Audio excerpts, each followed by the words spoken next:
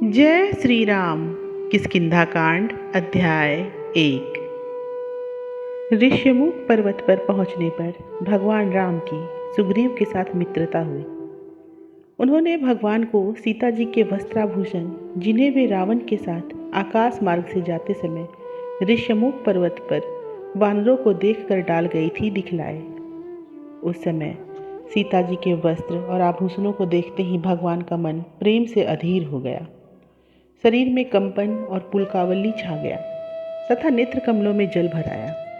सीता जी के शील, स्नेह और शुभ गुणों को कहने में तो प्रभु सकुचाते हैं, परंतु उनकी याद आने से हृदय उमड़ रहा है।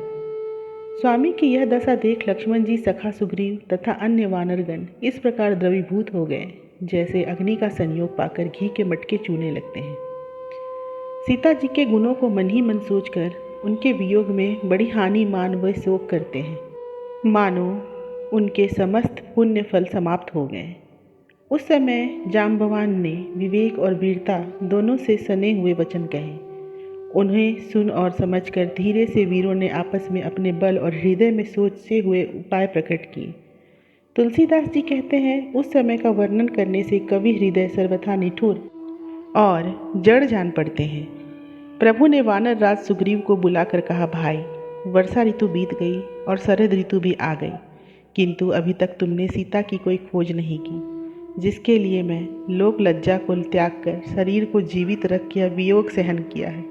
हे कपिराज, उसका आज तक तुमने कोई भी काम पूरा नहीं किया। यह सुन सुग्रीव ने भयभीत हो अपना मुख नीचा कर लिया और उसे कुछ भी उत्तर देने का साहस ना हुआ। इतने ही में किष्किंधा नगर में वानरों के बहुत से यूथ आ गए, जिन्हें देखकर सर्वत्र आनंद छा गया। उन सब को लौटने की अवधि निश्चित कर 10 दिशाओं में भेजा गया और उन सब ने भी इस कार्य के लिए हृदय में बल धारण किया। तुलसीदास जी कहते हैं, उस समय ऐसा जान पड़ता था मानो भगवान सीता जी के लिए एक बार फिर संसार समुद्र को मथना चाहते हैं।